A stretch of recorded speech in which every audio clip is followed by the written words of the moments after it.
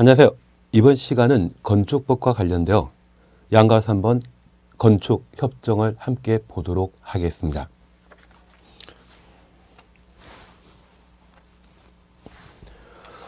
우리가 지난 시간까지 함께 하셨던 게 건축법과 관련된 건축 제한에 관한 내용을 함께 보고 있습니다.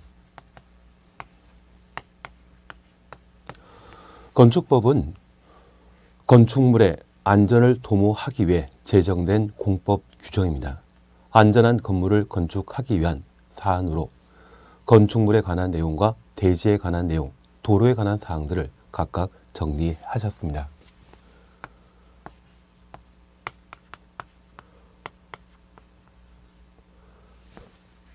안전한 건물을 건축하기 위해 건축물에는 다양한 규제가 적용되게 됩니다. 건축법에서는 특별히 건축물의 높이 제한에 관한 사항과 구조 설비에 관한 다양한 내용들을 정해 놓고 있습니다. 다만 이러한 건축물과 관련되어 특별히 공익에 부합되는 좋은 조치를 했다고 하면 또는 공익과 관계된 사안이 있다면 그 규제를 완화시켜주게 됩니다. 그런 규제 완화와 관련된 다양한 사안들 중에 우리는 공개 공지에 관한 사항, 여기 공개 공지는 건축물에 딸린 부속 공원을 공개 공지라 했고, 건축주가 시민들에게 공개 공지를 제공하게 되면 해당 건축물에 적용될 수 있는 용적률과 높이 제한 규정을 완화시켜주게 됩니다. 그리고 특별 건축 구역에 관한 사항을 함께 살펴보셨습니다. 용산이 특별 건축 구역이죠. 특별 건축 구역에 초고층 건축물이 쉽게 만들어질 수 있도록 건축법과 관련된 또는 기타 법령과 관련된 규제를 완화시키거나 배제할 수 있는데, 특별 건축 구역의 지정 대상과 관계된 사항을 함께 살피시면서 개발 용도의 땅이라고 하면 특별 건축 구역으로 지정할 수 있습니다. 다만 우리가 함께 공부하시면서 개발제한구역, 자연공원, 접도구역, 보전 산지의 경우는 특별 건축구역의 지정 대상이 아니었습니다. 그리고 지정권자는 국토교통부 장관, 시도지사였죠. 이제 또 용산과 관계된 사항으로 건축협정에 관한 사항을 함께 살펴놓습니다.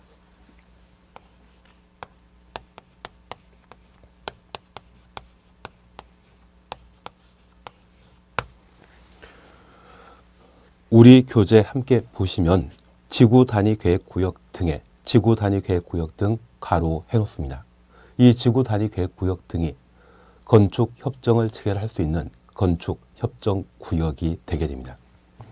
지역적인 문제로 향후 우리가 기본서 나오게 되면 건축 협정 구역의 범위에 관한 사항도 한 번은 확인해 주셔야 됩니다. 지구 단위 계획 구역 등의 건축 협정 구역의 협정 체결자, 건축협정 운영의 대표자는 건축협정서를 작성하여 해당 건축협정 인가권자에 인가받아야 된다. 건축협정 인가권자 가로해 놓습니다. 그리고 1번입니다. 토지 또는 건축물의 소유자 등은 토지부터 소유자 등까지 가로해 놓습니다. 여기 소유자 등에는 지상권자가 포함되고 있습니다. 우리가 민법 공부하시면서 지상권자는 토지의 정착물이나 수목 등을 소유하기 위해 토지에 대한 사용권을 지상권으로 공부하셨습니다. 특별히 견고한 건축물을 건축할 목적이라고 하면 지상권 설정 기간은 최단 존속 기간이 30년이라는 것도 한번 공부하셨죠.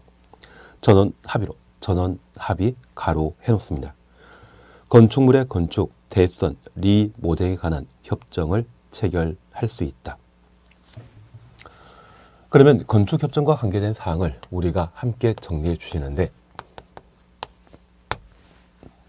건축협정은 각종 개발 사업이 예정되어 있는 지구 단위 계획 구역 등의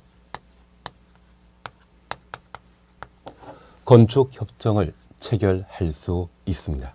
그래서 지구 단위 계획 구역이 건축 협정 구역이 되게 됩니다. 여기 지구 단위 계획 구역은 보통 신도시 개발 사업과 관련되어 지구 단위 계획 구역이 지정되게 됩니다. 그래서 우리 하남 위례지구라고 하는 곳이나 또는 분당지구, 판교지구, 일산지구란 말을 들어보신 적 있고 서울에도 다양한 지구 단위 계획 구역이 존재합니다. 양재지구이든 봉천지구이든 다양한 지구 단위 계획 구역이 존재하는데 이러한 지구 단위 계획 구역에는 다양한 개발 사업이 이루어지게 됩니다. 최근 수도권에는 아파트와 관련된 공급 부족 현상으로 다양한 주거 용지를 조성하고 개발하고 있는데 이러한 주거 용지에 인접한 곳에 상업 용지도 함께 개발하게 됩니다. 만약 이 상업 용지의 공급량이 5% 이하라고 하면 이러한 상업 용지에 대해서는 꼭 분양받는 것이 필요합니다. 가격 올라갑니다. 다만 이 상업 용지의 공급량이 7% 정도로 나와 있다고 하면 그때는 상가가 비어 있는 경우가 참 많습니다. 상가 비어 있다고 하면 임대료 깎아줘야 되죠. 그리고 상업용 건물의 가치도 함께 하락하게 됩니다. 사실 서울 몇몇 장소의 경우는 지금 코로나 사태에도 불구하고 임대료 낮출 조짐이 안 보이더라고요. 그쪽은 그냥 별개의 동네라 생각하시고 저 공실이 발생하게 되면 상가의 가치는 급락할 수밖에 없습니다. 그 대표적인 지표로 우리가 파악할 수 있는 것은 각종 지구 단위 계획구역과 관련된 상업용지의 공급 비중이 얼마인지 그런 것들도 한번 살펴보실 필요가 있습니다. 그러면 각종 개발 사업이 예정되어 있는 지구 단위 계획구역 안에 여러 필지가 존재하게 되었을 때 이곳이 주거 기능을 제공하는 곳이든 상업 기능을 제공하는 것이든 각종 개발 사업이 이루어지게 됩니다. 그러면 여러 필지 토지 소유자가 아무런 합의 없이 단독으로 개발하게 되면 A 필지에 건축물 건축과 관련되어 1년 정도의 시간이 걸린다 했을 때 이 건물의 공사가 모두 완료되어 B 필지의 대지 소유자가 건축물을 건축하고 다른 대지 소유자도 돌아가며 공사를 진행하게 되면 6개 필지에 걸쳐 6년이라는 시간 동안 공사를 진행하게 될 겁니다. 그러면 해당 지역에는 공사 중이기 때문에 먼지나 소음이 심각하게 발생하게 되고 해당 지역에 필요하는 주거 기능이나 상업 기능은 조속히 안착되기 곤란하죠. 대신 동시에 개발 사업하여 동시에 개발 사업을 모두 완료하게 되면 해당 지역에 필요한 주거 기능이나 상업 기능, 다양한 기능들을 신속하게 제공할 수 있을 겁니다. 그래서 지구 단위 계획 구역 등의 건축 협정 구역의 여러 토지 소유자 그리고 토지에 대한 지상권을 가지고 있는 자가 전원 합의하여 건축 협정을 체결하게 됩니다. 다만 우리가 하나 이해하실 것이 있습니다. 우리가 민법 시간에 충분히 공부하셨던 계약이란 말이 협약이란 말로 멋지게 포장되게 됩니다. 그래서 계약과 협약은 같은 개념으로 박해놓습니다. 다만 이 계약과 협약은 같은 개념이지만 계약, 협약과 협정은 다릅니다. 계약을 체결하게 되면 각 당사자에 있어서는 권리, 의무라는 게 발생하게 되고 그 권리, 의무에 대한 부담을 이행한 자가 있고 이행하지 않는 경우가 있습니다. 덕분에 이 계약과 관련되어서는 채무 불이행과 관련된 손해배상 책임에 관한 내용을 민법 시간에 많이 공부하셨을 겁니다. 개인과 개인사이 약속은 항상 깨질 수 있거든요. 그걸 방지할 목적으로 행정청이 개입하여 그 계약 체결 내용과 관련된 권리 의무의 이행을 반드시 보장하는 계약을 체결하게 되면 그것을 협정이라 표현하게 됩니다. 그래서 계약 당사자 외에 행정청이 개입하여 약속을, 상환의 약속을 반드시 이행시켜주는 계약을 체결하게 되면 그것을 협정이라 표현하게 됩니다. 건축협정 조금 이해되시겠습니까? 그러면 이러한 건축협정과 관련된 절차에 관한 사항을 우리가 함께 살펴봅니다. 지구단위계획구역의 여러 건축주 10명 또는 100명 존재할 수 있을 겁니다.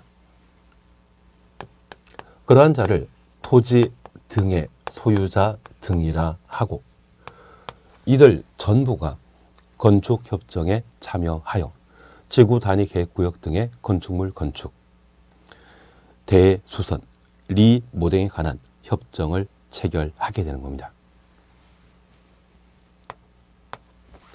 그리고 건축협정 인가권자에게 그 내용을 인가받음으로써 건축협정은 체결되게 됩니다. 그래서 건축협정 체결에 관한 방법으로서 지구단위계획구역 등의 모든 토지 소유자가 서로 합의하고 인가권자에게 인가받음으로써 건축협정을 체결하게 됩니다. 여기 인가권자와 관계된 사항은 기본적으로 행정청이라는 것만 파악해 주시고 나중 우리가 기본서를 보시면서 다시 한번 정리해 나가실 텐데 이때 건축협정 인가권자는 시도지사, 시, 군, 구청장이 건축협정 인가권자가 되게 됩니다. 이번 과정에서 가장 중요한 것은 행정청에 관한 구분입니다.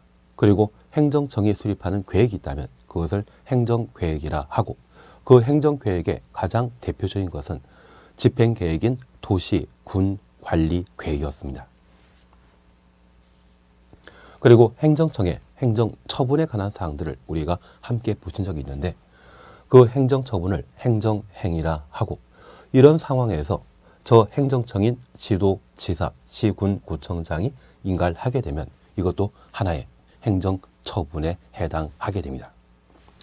그러면 이 행정처분 한 자가 건축협정과 관련되어서는 허가권자가 아닌 인가권자라는 것 구분하시면서 그 인가권자는 시도지사, 시군, 구청장이라는 걸 다시 한번 살펴놓습니다.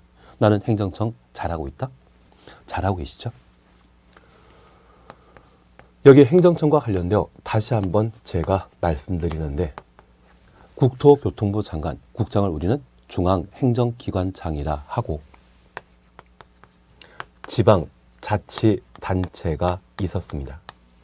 여기 지방자치단체는 광역단체와 기초단체로 구분하고 있는데 시도지사는 광역단체장이고 시군, 구청장은 시도를 구성하는 기초 지방자치단체장이 되게 됩니다. 그래서 건축협정과 관련된 인가권자는 시도지사, 시군, 구청장이라는 것 구분하시고 내가 건축물을 건축하거나 대수선하려면 허가권자에게 허가 받아야 되죠. 그때 허가권자는 도지사 빠진 특별시장, 광역시장, 시, 군, 구청장이 건축 허가권자였습니다. 인가권자와 허가권자 구분하시고 이때는 인가권자인 시도지사, 시군, 구청장에게 인가받음으로써 건축협정 체결한다. 그 정도를 정리해 놓습니다. 그리고 2번입니다. 협정 체결자 등은 건축협정을 폐지하려는 경우 폐지 동그라미 해놓습니다. 협정 체결자 과반수 동의받아 과반수 동의 주장했습니다. 건축협정 인가권자의 인가받아야 하고 다만 건축협정에 따른 특례를 적용하여 착공 신고한 경우에는 착공 신고부터 가로 열어놓습니다. 20년 경과한 후 20년 경과까지 가로 닫아놓습니다. 건축협정 폐지 인가를 신청할 수 있다. 한번 체결한 건축협정을 폐지할 수 있습니다. 이렇게 폐지하고자 한다면 협정 체결자 과반수 동의받아 건축협정 폐지할 수 있고 이러한 경우에도 인가권자에게 인가받아야 되는데 우리가 잠깐 구분하실 것이 있습니다. 여기 건축협정을 체결하고 지구 단위 계획 구역 등의 건축물을 건축하게 되면 건축법과 관련된 규정을 완화시켜주는 효과가 있습니다. 그것을 특례라 표현하게 됩니다. 그 특례받아 건축협정구역 안에 개발사업이 이루어졌다고 하면 그 개발사업과 관련되어 착공 신고한 때부터 20년 지난 때에만 건축협정을 폐지할 수 있습니다. 하나 이해하실 것이 있습니다. 여기 20년이라고 하는 것은 감가상각과 관계된 기간입니다. 흔히 우리 주변의 아파트 몇몇 개를 보게 되면 지어진 지 40년 넘었어도 잘 이용하고 있는 아파트 단지가 꽤 됩니다. 그래서 1970년대에 압구정 현대 아파트의 개발 사업이 이루어졌는데 그 압구정 현대 아파트 지금 2020년, 21년이거든요. 그러면 지어진 지 꽤 오래되지 않았습니까? 그래도 무너지지 않고 잘 살고 있더라고요. 그리고 재건축한다는 이야기가 있고 최근에는 압구정 현대 아파트 한 32평 정도라면 주거절 면적 85제곱미터라고 하면 지금 거래 가격이 20억 정도입니다. 요즘 7월 달에 부동산 임대차 3법 개정하면서 지방 아파트의 경우에도 서울 아파트 가격 따라잡은 곳이 몇몇 있거든요. 그래서 지금 서울 아파트 가격이 싸다고 평가하는 분들도 계신 듯 합니다. 그러면 그런 것은 일단 별개로 하고 그렇게 오래 건물을 사용하긴 하지만 건물의 가치에 대해서는 감가상각이라는 것을 적용하도록 되어 있습니다. 그 감가상각에 따르게 되면 20년 지나게 되면 건물 가치는 제로입니다.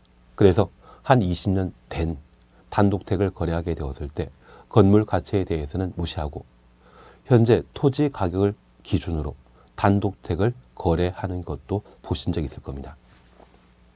그래서 이 20년은 감가상각과 관계된 사안이라는 것 기억하시고 착공 신고한 때부터 20년 지난 때만 건축협정을 폐지할 수 있습니다. 그렇게 폐지하고자 한다면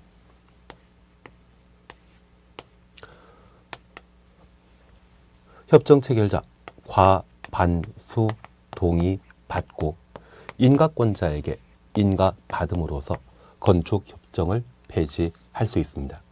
체결 시에는 지구 단위 계획구역 등의 건축협정구역의 토지 소유자 전원 동의 받아야 되고 폐지 시에는 20년 경과돼야 되며 협정 체결자 과반수 동의 받은 때만 건축협정 폐지할 수 있다. 이 정도를 구분해 놓습니다. 하나 이해하실 것이 있습니다. 여기 폐지와 관련된 규정은 최근 개정된 사항인데 용산국제업무지구에 대한 개발사업 2007년, 2008년도에 시작했었거든요. 그리고 상당 기간 동안 용산국제업무지구 주변에 각종 개발사업을 규제를 가했습니다. 기존에 거주한 사람들이 여러 가지 불편 느끼면서 생활하고 있었는데 예전에 용산 국제업무지구에 대한 개발사업, 특히 재개발과 관련된 철거 사업 도중에 인명피해 발생했던 건 기억나십니까? 그런 인명피해까지 겪으면서 용산 국제업무지구의 개발 사업을 추진하다가 2012년도에 전 세계적으로 큰일 하나 있었죠. 그리고 그 당시 S라고 하는 컨소시엄 형성했던 업체가 매몰 비용에 해당되는 1,600억을 부담하면서 용산국제업무지구의 개발 사업이 무산된 적이 있습니다. 기본적으로 우리가 살고 있는 이 시대는 자본주의를 바탕으로 한 시장 경제가 기반이 되고 있거든요. 그래서 우리 그 자본주의의 총화가 주식회사입니다. 내가 남들보다 주를 한 개만 더 가지고 있다고 하면 내가 의사결정할 수 있는 산이죠. 그래서 그 당시 철도공사와 S물산이 서로 합의하여 용산국제업무지구에 대한 개발 사업이 무산된 적이 있는데 그렇게 무산될 상황이라고 하면 오랜 기간 동안 해당 지역 주민들에게 가했던 불편, 이것 공연불이죠. 그래서 그런 일이 계속 발생하는 것을 방지하고자 폐지와 관련된 특례 규정을 마련하게 되었습니다. 하나 이해하실 것이 있습니다. 각종 개발 사업과 관련되어 A라고 한 회사가 전체 지분의 50%를 가지고 있고, 그리고 나머지 5 B, C, D, E가 10%씩 지분 가지고 있다고 하면 지분 많은 자가 결정하는 것이 원칙이지만 건축협정과 관련된 폐지에 있어서는 저 지분과 관계없이 총 6명이라면 6명의 과반수, 바로 4명 이상 동의한 때만 건축협정을 폐지할 수 있도록 법령을 개정하게 되었습니다. 취지 이해하시겠습니까? 이러한 것들은 기본적인 헌법 정신과 비교해 보면, 또는 자본주의와 관련된 사안들을 고려하게 되면 그에 대한 예외 규정에 해당되거든요. 지분에 관계없이 협정 체결자 얼마? 과반 동의하여 인가권자에게 인가받음으로써 건축협정 폐지할 수 있다. 그걸 정리해 주시는 게 필요하십니다. 그리고 양가로 사업은 결합 건축 등입니다. 여기 결합 건축과 관련되어서는 2021년도에 개정된 내용으로 우리가 시험을 봐야 됩니다. 이번에 개정되었다고 하면 결합 건축과 관련된 출제 가치는 높아질 수밖에 없죠. 그래서 이 결합 건축에 관한 사항을 꼼꼼하게 정리해 주시는 게 필요합니다. 그러면 교재에 결합 건축에 관한 사항을 함께 살펴봅니다. 결합 건축이란 용적률을 개별 대지마다 적용하지 않고 2개 이상 대지를 대상으로 통합하여 건축물을 건축하는 것을 말한다. 그러면 이렇게 잠깐 이해해 주시면 됩니다. 여기 결합 건축과 관련된 대상은 상업지역 또는 역세권 등으로서 2개 대지의 거리가 100m 이내 지역의 경우에는 결합 건축을 할 수 있습니다. 얘도 용산국제업무지구개발사업과 관계된 사항인데, 우리가 용산역이라는 곳을 방문하게 되면 이 용산역에는 전면부에는 초고층 건축물이 현재 만들어져 있고, 후면부에는 주차장이 넓게 형성되어 있는 것을 살펴볼 수 있습니다. 만약 이러한 곳이 상업지역이거나 역세권이라고 하면 이 주차장을 사용하는 땅에는 용적률 제대로 사용하는 것 아니죠. 그래서 만약 이 주차장에 적용되는 용적률이 500%이고 상업지역에 적용되는 용적률이 500%일 때 대지 면적이 100이라면 대지 면적의 5배까지 건물을 건축할 수 있습니다. 2개 대지 간격이 100m 이내이고 주차장을 사용하기 때문에 용적률을 사용하지 않는 이 500%를 이쪽에 넘겨줄 수 있다는 이야기입니다. 그러면 원래 연면적 500제곱미터까지 건축할 땅에 용적률 이전한 500 추가하게 되면 대지 면적의 10배 가능하죠. 그래서 대지 면적이 100이었을 때 이곳에는 연면적 500제곱미터의 건물 건축하지만 결합 건축하게 되면 이런 조건이라면 500이 아니라 대지 면적의 10배, 1000제곱미터의 건축물을 건축할 수 있습니다. 우리가 간혹 만화, 영화 보다 보면 로봇 2개가 결합해서 큰 로봇으로 변신하는 것 보신 적 있죠? 그게 결합 건축이 되게 됩니다. 이러한 결합 건축 대지도 2012년도에 용산 국제무지구에 대한 개발 사업이 무산되었습니다. 그래서 이 주차장 쪽에 공간에 대해서는 그냥 내버려 두고 전면부에 초고층 건축물을 쉽게 만들 수 있도록 이러한 결합 건축을 건축법에 반영해 놨습니다. 그리고 2021년에 개정된 내용으로 시험을 보게 되면 이거 우리 시험권이 나오겠죠. 그래서 결합 건축에 관한 구체적인 사항들을 함께 살펴놓습니다. 바로 동그라미 2번입니다. 결합 건축 체결 찾았습니다. 기억.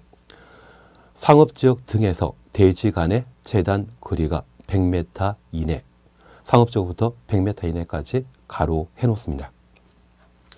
범위에 있는 두 개 대지 건축주가 서로 합의하여 두 개 대지를 대상으로 결합 건축할 수 있다. 그리고 리어문입니다. 이번에 개정되는 내용입니다.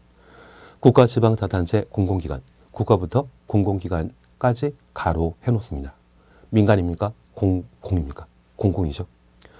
공공이 소유 또는 관리하고 있는 건축물과 결합 건축하는 경우에는 상업지역 등에 세 개 이상 줄쳐 놓습니다. 건축주 등이 서로 합의한 경우 셋 이상의 대지를 대상으로 결합 건축할 수 있다. 그래서 기본적으로 결합 건축은 상업지역 또는 역세권에 둘 이상의 대지에 걸쳐 100m 이내에 있는 둘 이상의 대지에 걸쳐 용적률을 통합 적용하여 건축하는 것을 결합 건축이라 표현하게 됩니다. 그래서 결합 건축과 관련된 특례가 적용되는 것은 딱 하나, 무엇입니까? 용적률. 그러면 이러한 곳을 대상으로 결합 건축하고자 하면 원칙과 예외로 구분해 놓습니다. 상업지역 등이라고 하면 원칙적으로 두 개 대지에 걸쳐 용적률 통합 적용하는 결합 건축 체결하는 것이 원칙입니다. 그래서 이 두 개 대지에 건축주가 전원 합의하면 두 명이 서로 합의하게 되면 용적률을 통합 적용하는 결합 건축을 할 수 있습니다. 그러면 원래 내 땅에 5층짜리 건물 건축할 상황이었는데 이걸 10층짜리 건물 건축하게 되면 그냥 건축한다? 허가권자에게 건축 허가 받아야 된다. 허가권자에게 건축 허가 받아야 되겠죠?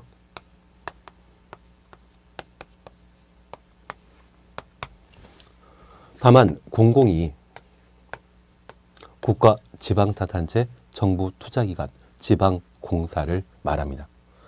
소유하거나 관리한 건축물과 결합 건축하고자 한다면 그때는 3개 이상의 대지에 걸쳐 결합 건축할 수 있고 저 공공이 주체가 되게 되면 3대 이상의 대지 소유자 전원 합의하고 허가권자에게 건축 허가 받음으로써 결합 건축할 수 있습니다. 그래서 3개 이상의 대지에 걸쳐 결합 건축 가능한 것은 민간은 적용되지 않고 오직 뭐만 공인 때만 가능하다라는 것을 파악해 주시는 게 필요합니다. 이런 방법으로 건축협정을 체결하면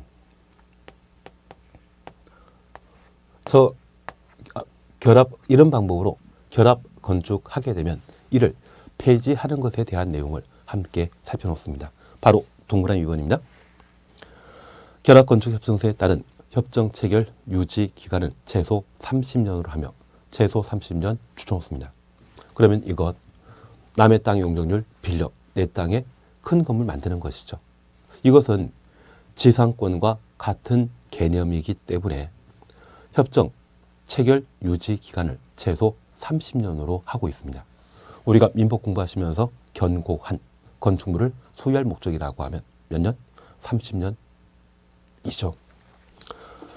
결합건축협정서를 폐지하려는 경우 폐지에 줄쳐놓습니다. 결합건축협정 체결자 전원 동의하여 전원 동의 줄쳐 놓습니다. 허가권자에게 신고하여야 한다.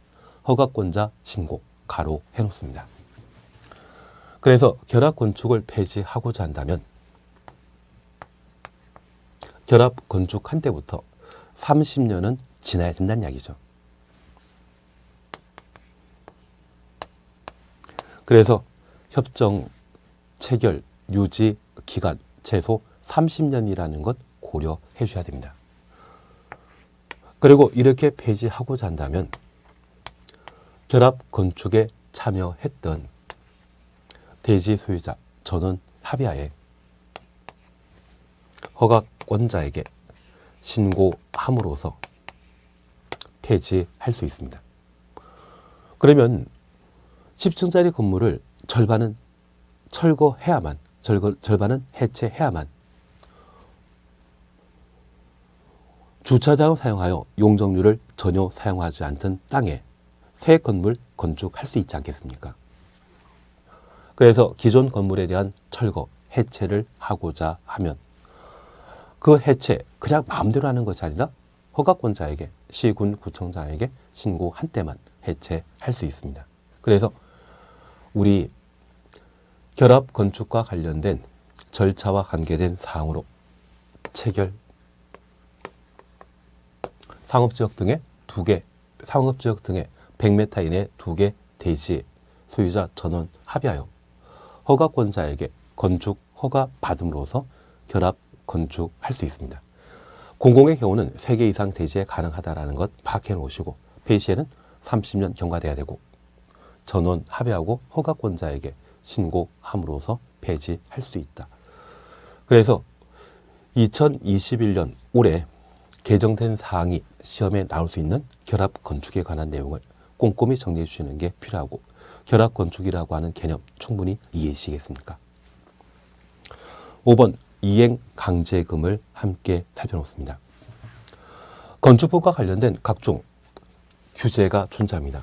이러한 규제를 모든 건축주가 준수해야 되는데 이를 위반하게 되면 위법한 건축물이라 표현하게 됩니다. 그 위법한 건축물을 건축법에서는 위반 건축물이라 하고 불안전하니까 안전상 문제 있기 때문에 이러한 위반 건축물에 대해서는 제재를 가하도록 되어 있습니다. 그런 제재 방법으로서 건축 허가 등을 취소할 수 있습니다.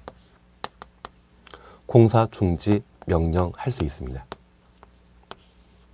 그리고 철거하라 시정 명령할 수 있습니다.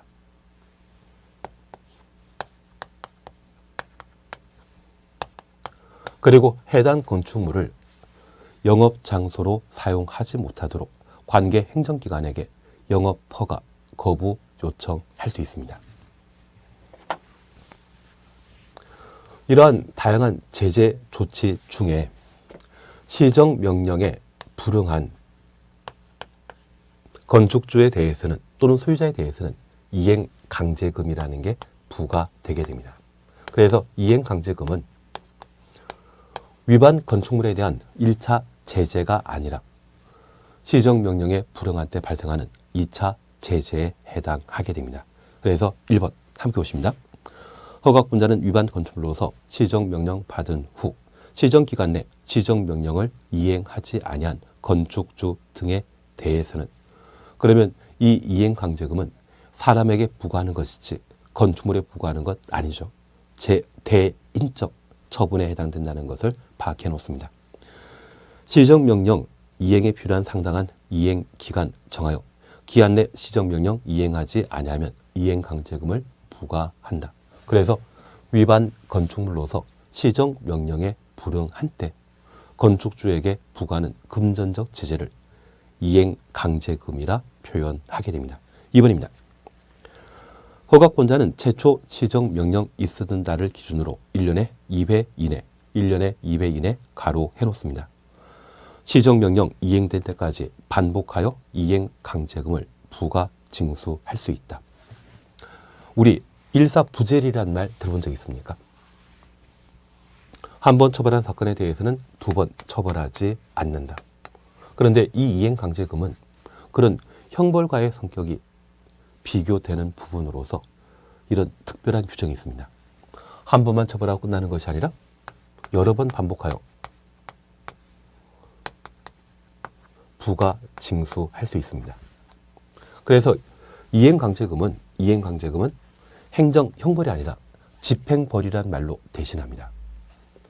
시정명령이라는 행정 처분했는데 불구하고 명령 복종 의무자가 그 명령에 불응하면 반복적으로 부과할 수 있는 금전적 제재를 이행강제금이라 표현하고 있습니다. 그래서 1년에 2회 이내, 1년에 최대 2번, 만약 10년간 시정명령에 불응했다고 하면 이행강제금을 20회에 걸쳐 부과 징수할 수 있다는 이야기입니다. 그래서 이행강제금에 대해서는 일사부재리가 적용되지 않는다. 그걸 구분하시는 게 필요합니다. 2번입니다. 시정명령 이행하는 경우 새로운 이행강제금의 부과는 중지하되 이미 부과된 이행강제금은 이를 징수하여야 한다. 이미부터 징수하여야 한다까지 가로해 놓습니다. 그래서 이미 부과된 이행강제금에 대해서는 뭐한다? 징수하여야 한다. 허가받지 않고 단독대 옥탑에 옥탑방을 만들었는데 이행강제금으로 1,000만 원 내라 고지서가 날라오게 되면 불법 행위를 저질렀던 건축주 또는 소유자는 자기가 뭘 잘못했는지 주변에 알아보고 자신이 법을 위반했다는 것을 인식하여 자진 철거할 수 있을 겁니다.